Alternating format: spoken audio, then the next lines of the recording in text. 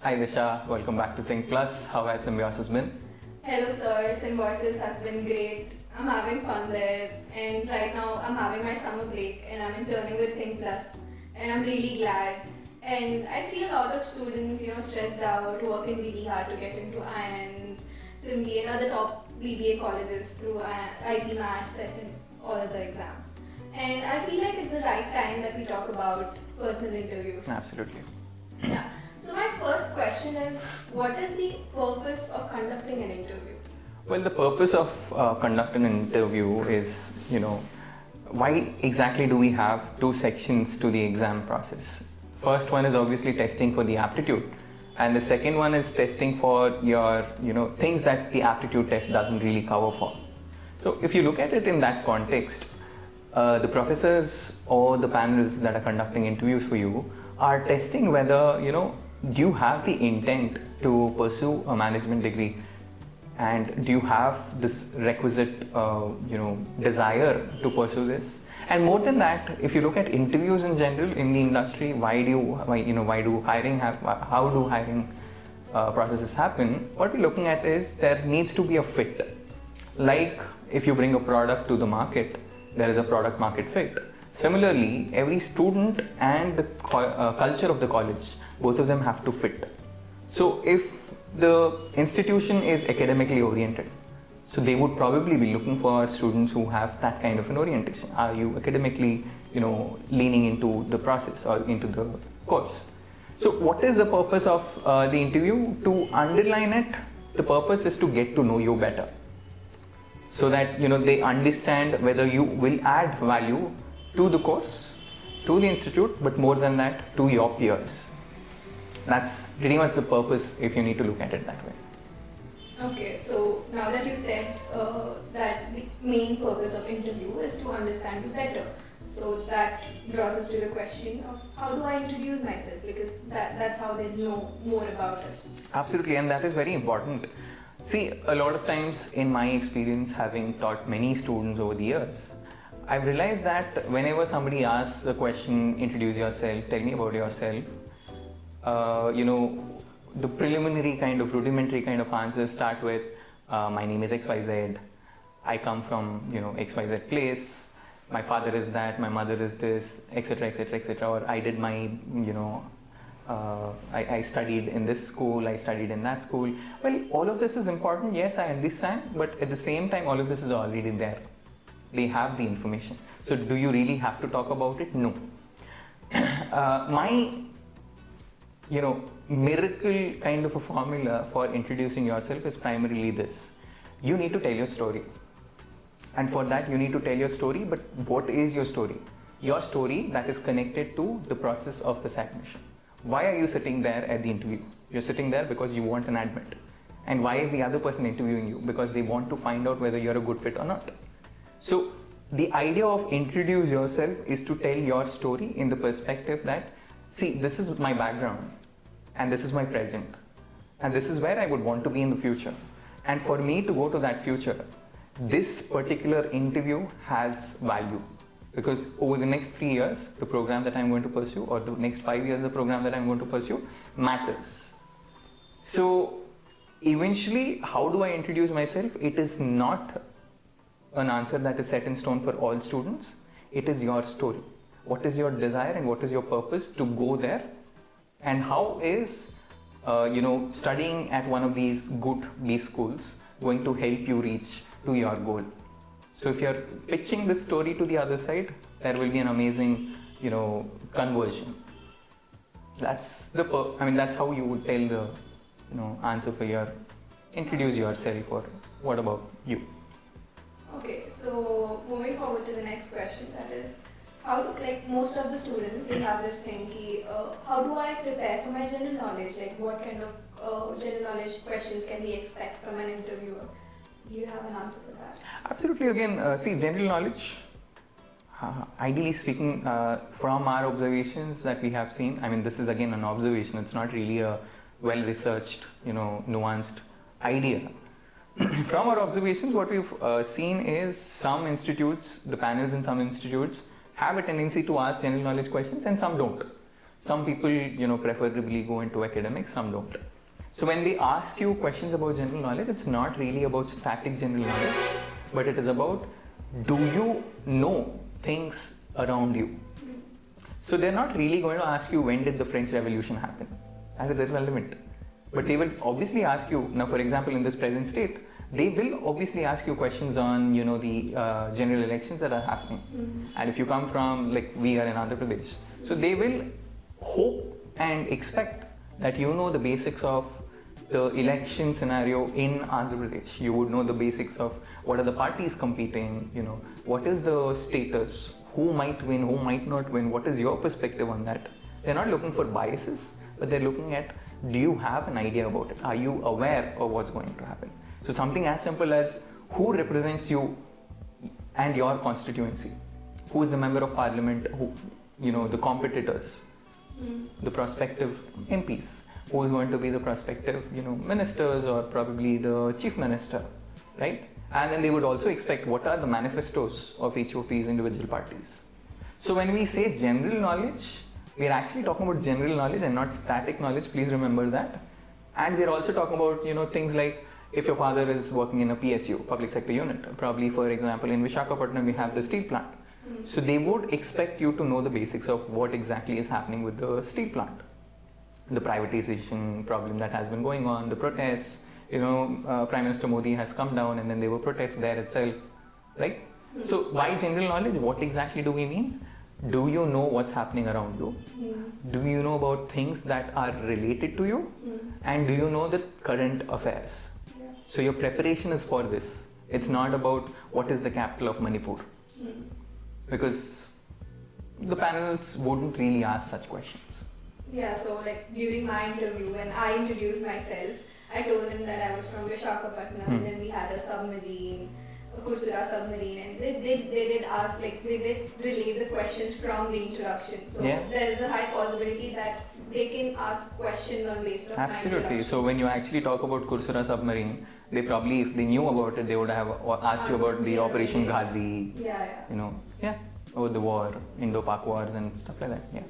Now, putting aside the general knowledge, there are other students asking ki, what academic questions can we expect from quant, from math or from verbal ability, or your academics. Yeah, academics. Basically. Academics. When we started the conversation, I really talked about academic orientation being one of the criteria that they are looking for. Imagine the rigor of the program when you go into a B school, especially in the likes of IIM Indore or Rohtak or Ranchi. The academic rigor for the first 3 years or 2 years is going to be immense. And then there is a lot of focus on your academia in terms of, it's amazing that, the programs of IIM Indore, Ranchi, Rohtak in the first year have a very diverse set of courses ranging from philosophy, psychology and all of those things. So to cope up with that, they need to know that you actually have an academic bent of mind. And the replication of that happens in 2 ways. One is, how have your academic scores been over the past 12 years or 10 years or 3 years, whatever it is, 10th, 12th scores. And the other thing is, in the interview, I have a small window into understanding whether you are academically bent or not, right? So to gauge that, I will obviously ask you questions from your academia. Where do you come from? So when, you ask me the question, what are the questions that they might ask when it comes to mathematics or statistics? I am not expecting them, if you come from a maths, physics, chemistry kind of a combination, I'm not expecting them to ask you maybe an IIT JEE entrance level kind of questions. Maybe not. But then the bare minimum that you can do is, when you are talking about, mathematics, if you probably say that mathematics is my favorite subject, they will expect you to know the bare minimum of it. So what are determinants, what are matrices, what is probability, what are the kinds of what are the different kinds of question types that they can occur, what is conditional probability and all those things. So as long as you're well versed with your basics, you should be good to go ahead. And if you probably do not know the answer, it's okay. I mean, if it is basic, obviously it will, downgrade your performance. But if it is not really basic, it is advanced. The question they ask is advanced and you're not able to answer it, then they're probably looking at, do you have an approach? They're not really looking at, did you get the answer? Right? So students should be aware of the fact that the interview process is to gauge your performance and to gauge your personality, and not really to assess your results, because that step has already been done in the aptitude exam level. So interview is to understand you better. You got to remember that. This brings me to another question, that is, like if I do not know an answer like for a particular question, how do I tell them that? Yeah, I mean, this is fascinating because what I've observed over the years is a lot of times when you do not know the question, students, aspirants try to bluff their way out, and when they bluff their way out, it is assumed that the people who are interviewing you are professors in an IIM. So I'm pretty sure that they're much smarter than we are. So we can't really bluff our way out, and if you do, there are very high chances that you are caught. And the moment you are caught, you've already dug a pit for yourself, and then things get tricky. So if you genuinely do not know an answer for something, there is absolutely nothing wrong in saying, I'm really sorry, I'm not aware of this, I think I'll go back home and check on this. Right? You can absolutely, with no problem, with no fear, say, I do not know the answer, because that honesty is appreciated rather than the dishonesty when you try and bluff your way out of it. Okay. So the next question is, like, does my academic performance affect the interview outcome? Like, if I did get like low score in my 10th or 12th boards? Absolutely, yes. Probably not the interview performance, but then it will have an influence on your admit process. Now, let's take the example of IIM Indore. Indore has somewhere around 35% of weightage for your profile and your interview. Now, we do not know how much weightage is for what, but then we surely know that your academic performance adds to your profile. So yes, it has an influence, but not specifically in the interview, but in the overall selection process. Because in the interview, pretty sure they're not going to ask you how much did you score and then judge you based on it. The fact that you are there in the interview means that you are qualified to go there. So is it going to influence your selection process? Yes. Is it going to influence the interview? Probably not. Okay. So again, does reservation affect my interview outcome, like, or my interview process? Like, absolutely not. Absolutely not. Reservations are there for a reason. Of course, we might debate about whether it is good, bad, whatever. You might have your stances on that. Reservations are not absolutely going to affect your performance. See, the idea is the interviewers will be rating you, and they wouldn't know your background in that format. And even if they know, then they're not surely being judgmental about it, right? So your performance, if you come from the general category, your performance will be rated. You will be given a particular, mark scheme. Now, for example, last year I remember IIM Rohtak's cutoff for the IPMAT Rohtak was around 409, which was almost an all-time high. We've not seen that for past few years. Now, does that mean that somebody who got 409 or lesser is being judged or not judged? Doesn't matter, because it's an objective number, right? So interviews are also going to be eventually that number. Whatever score you get, that is the score you get, and you will be evaluated according to that. So all of them will be brought together, the weighted average is removed, and then if you have a good score, you are selected. If you don't, you don't. So bottom line is no. Your reservation, lack of reservation is not going to influence the interview process. Selection process, yes. Interview process, no. Good.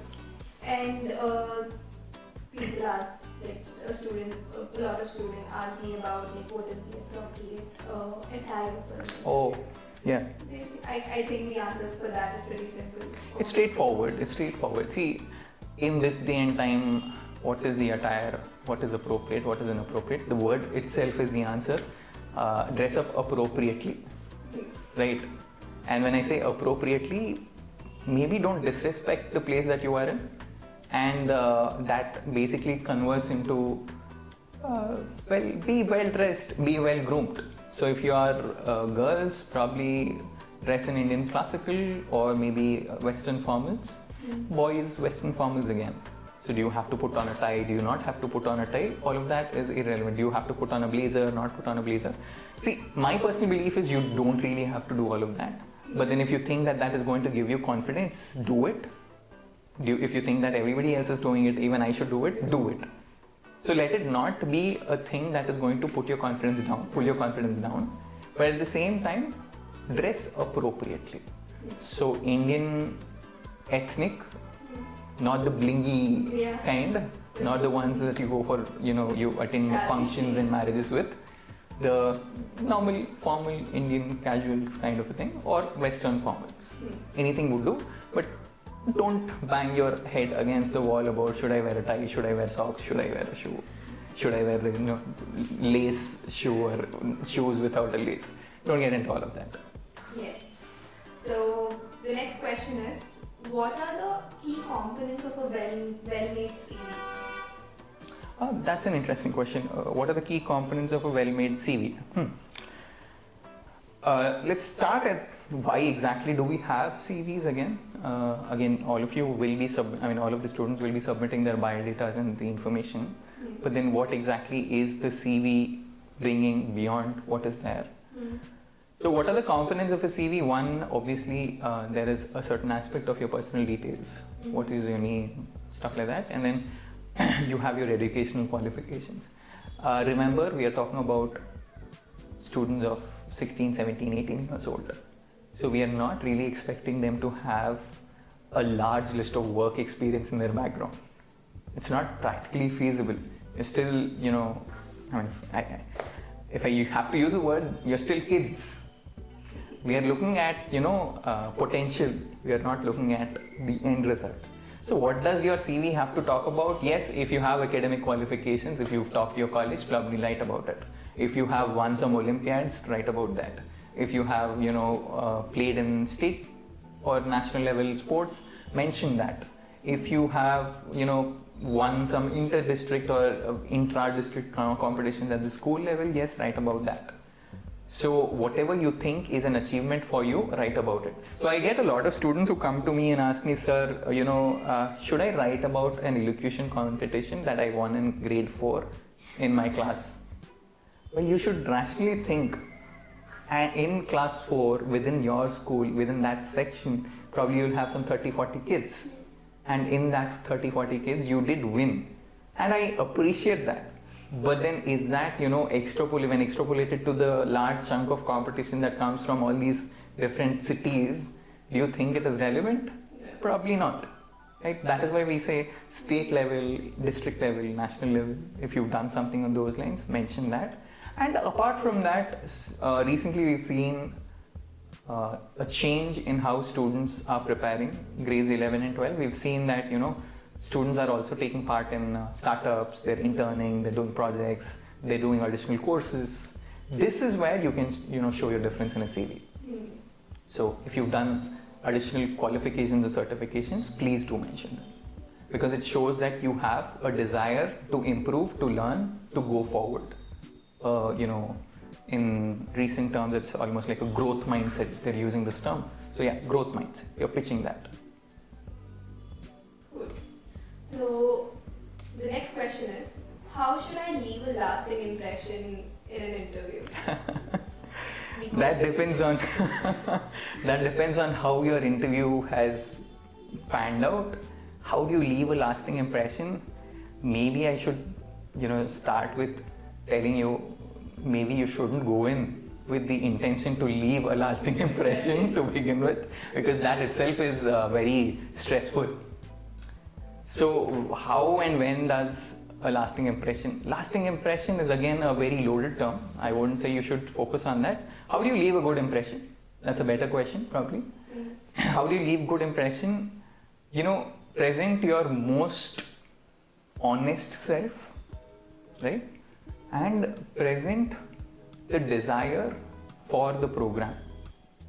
And when I say desire for the program, are you, as long as you are clear about why you are there in that particular interview, right? If you're clear about your purpose there, and then if you're clear about what exactly is the course going to give you, and how exactly are you contributing to the course. And when I say that, contributing to your peers, because one of the key components of having a residential program and not a day scholar program is the fact that all of you will be living in the campus, and then you will be adding value to each other. You will be learning how to live with others. So it is assumed that you add value to your peers, to the cohort, right? So 3 things basically. 1, are you clear about the purpose of attending the interview? So that is, to an extent, are you clear about, or are you in certain ways clear about your future? Where do you want to end up? And that doesn't mean that you have to really know that 5 years down the line, 10 years down the line, I'll be a CEO of XYZ. That's not what we are expecting. We're kind of expecting, okay, this is probably the place I would want to be in. I want to pursue a life or a career in finance. I want to become a stockbroker, or maybe I want to start my entrepreneurial journey, or I would want to kind of explore the marketing domain. Maybe I'll get into analytics. I'm good with math, or I really love robotics. I did not end up in an IIT, but I would really want to see a career in robotics through the management spectrum. And even if you do not have this kind of clarity on life, at least you can say that given the options that I had back when I was studying grade 12, I could get into commerce, I could get into management, I could get into law. When I was looking at these options, I felt that management seems to be a better fit for me, my personality. It was a good gut feeling, right? So as long as you're clear about your desire to do the program, as long as you're clear about where exactly you want to end up in future and how the program is helping you, and about how you can contribute to the program, that is going to give you brownie points. And beyond that, the way you speak, the way you're dressed, are you able to manage stress? Are you able to give the right answers? Are you, are you smiling? Something as simple as that. Are you, positive, optimistic? All these little things, add into your end result. So there is no, this answer is going to lead you to a selection. That cannot happen. That's not possible. So eventually, it boils down to being positive and giving your best. Okay. And obviously self-awareness, coupled with a very good self-awareness. Do you know yourself? Okay, so when you were answering the previous question, you said when I saw these other options, my gut feeling said that the management might be a good option for me. So when coming to answers like this, they might cross-question you again, are you going to take a huge decision based on your gut feeling? Absolutely. They're definitely going to ask you tricky questions. They're going to try to distract you and all, mostly in the MBA level, CAT level interviews. So how do we handle tricky questions and situations where they're trying to distract us? First part of the question, gut feeling. I laughed when I used the word gut feeling. That you've been in my classes. That I don't really, believe in that word feeling. But students do give answers like absolutely, and that is why I use the word, sarcastically, for comedic effect. When I say gut feeling, of course there is an element of gut feeling. How do you think entrepreneurs become what they are? There is always an element of gut feeling. It is your inner desire that you are not able to express in words is called gut feeling, right? But at the same time, there has to be a rational decision-making process. So when you have 4 options in front of you, how do you choose? How do you make the option, right? So according to you, probably if I pick up law as a career course or a choice, you may not have found things that are interesting to you. You may not have found things that you might be good with. Probably you are a very quantitative kind of a guy, and law necessarily needs you to be very sound verbally because it's a lot of content, right? So if you're not able to do that, if you think that is not your core strength, so obviously you will choose to get into analytics or sales or something like that where there is a lot of numbers, finance, right? So then obviously it becomes pertinent that you choose management instead of law. So did you have that kind of a thought process? That is more important. Now coming to the second part of your question, how do I handle tricky questions? Well, the first part of that is, more often than not at this level, there will not be stress interviews. But if there are stress interviews, the purpose of stress interviews is to see whether you have, the capacity to persevere through stress. Because obviously the IPM program is going to be very stressful. And I've seen that. I mean, our students come back to us and say, it's very stressful. Just 2 months, 3 months down the line, it becomes very stressful. Not able to handle it. But then 12 months later, we see a completely different kind of a person who's coming back to us and, interning with us, the kind of approach they have to life and, to work. That's amazing. So yes, they will be putting you under duress, distress versus eustress. So what can you do?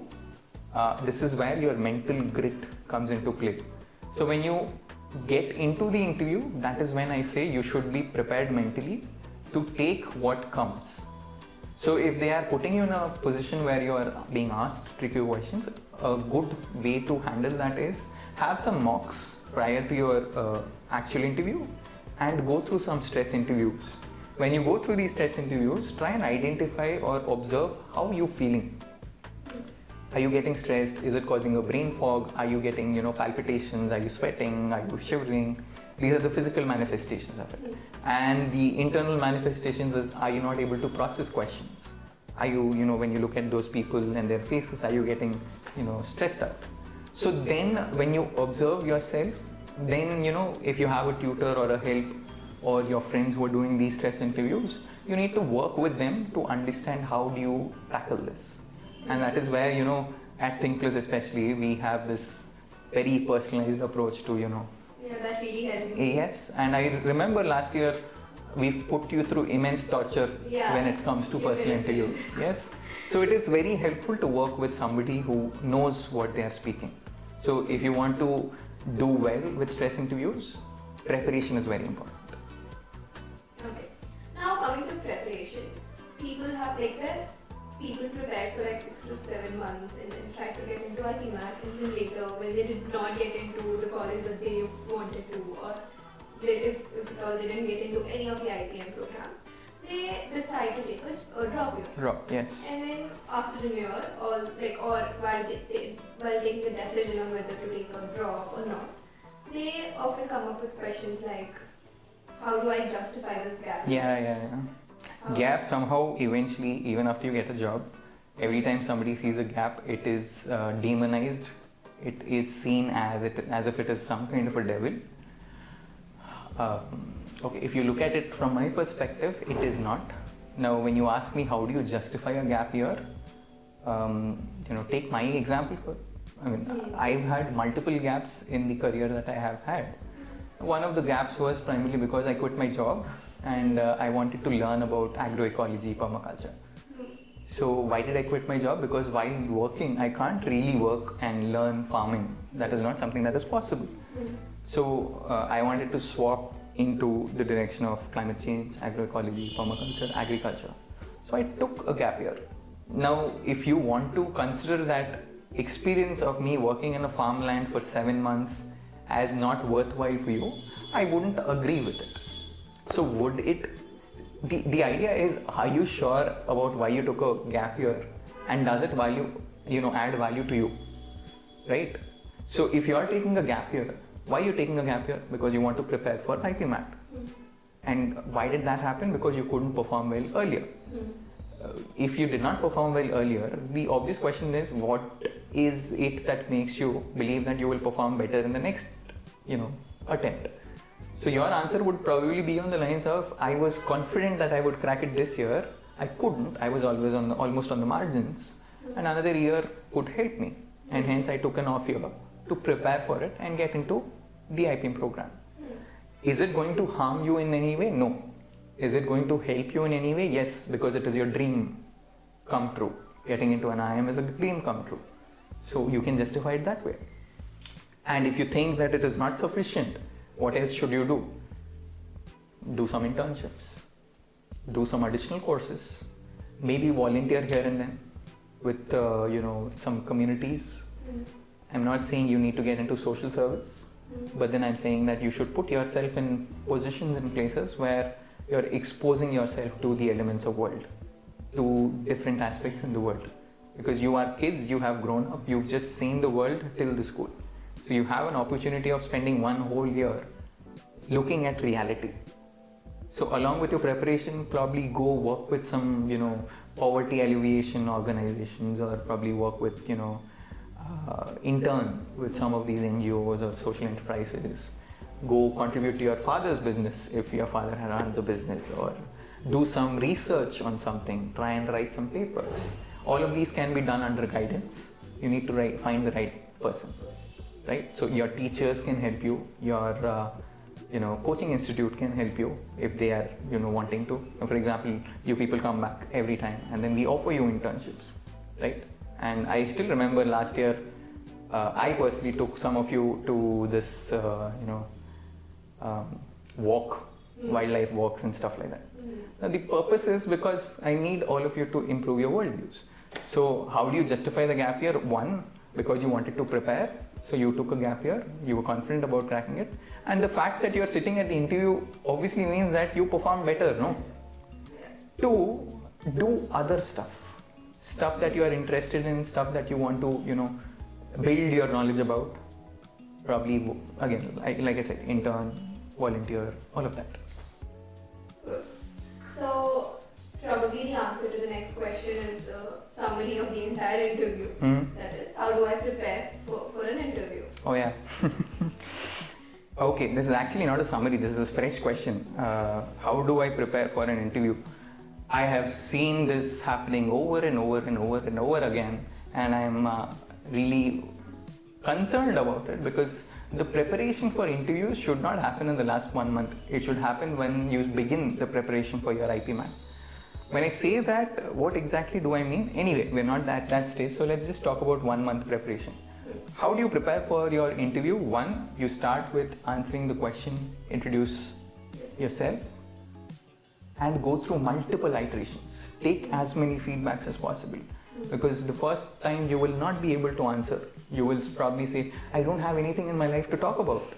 But if you remember, we spoke about talk about your story, your present, your future, and your past. How the past has led you to the present, and that will in turn lead you to the future, and how IIMs play a role, or how a B school plays a role in this journey of yours, right? That is the story we're trying to talk about. So when you say you don't have a story, I disagree. Everybody has a story.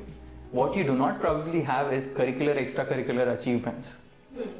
So are you defined by your curricular, extracurricular achievements? Yes, to an extent, but if you don't have them, how exactly are you going to pitch your story? So the first thing you will do is write down your story, and your story is the answer for your introduce yourself, right? And go through as many iterations as possible. The second part of the preparation is, please start reading the newspaper every day, right? And along with the newspaper, you will also have to look up some general knowledge, right? Probably read some magazines, some books additionally. Third is, the part where we are looking at academics. Brush up on your basics. The 2 years that you have done, grades 11 and 12, all the basics of as many, subjects as possible, touch upon them. And a simple way to do that is open up your index pages of the books, and you already have a list of topics, and use that as a checklist and cover all the basics in each of these topics. That's a very quick and efficient way of getting your basics right. The other way is, if you do not really have much time, open that index page and identify the concepts or topics that you are aware of, you like, and you've understood well. Because more often than not, some of the interview panels will actually give you the option, okay, tell me which subject do you like, which topic in this subject do you like. So then you should be ready for the same. Understood? So what is your preparation going to be like? One, write your story. Two, read the newspapers, read magazines, get your general knowledge in line. Three, brush up on your basics of your academics. When you do this, you are aware, I mean your preparation is online. And apart from that, what we are looking at is the number of interviews that you have. So take as many mocks as possible. Okay? And even above that, what you could also do is prepare yourself to face a person and answer that. So you can practice these answers in front of a mirror, or you can practice them, talking to your mom while she's cooking. Right? Yeah.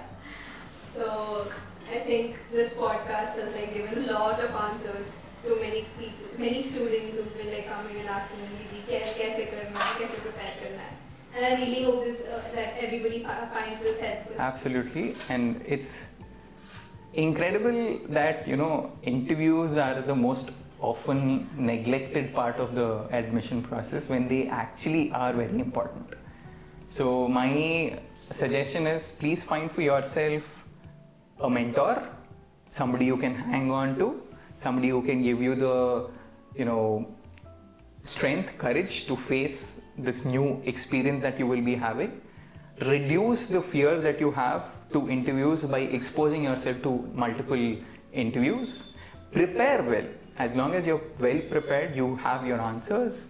And very importantly, take this interview as a part of your life and not your whole life. It is not really going to define your life.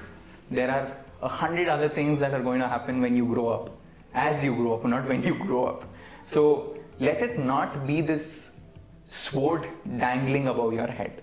Let it just be an experience that you are going to go through. So don't give it undue hype, saying that, okay, this is going to define my life and my life ends here. When you're stressed about it, you can't be your best. So practice being stress-free, that's more important. And yeah, that's the end of all the gyan that I can give you about interviews. And yeah, I'm glad that what we did last year has helped you as well. Yeah. Alright, let's call it a day. Yes. Well done, thank you. Thank you, sir.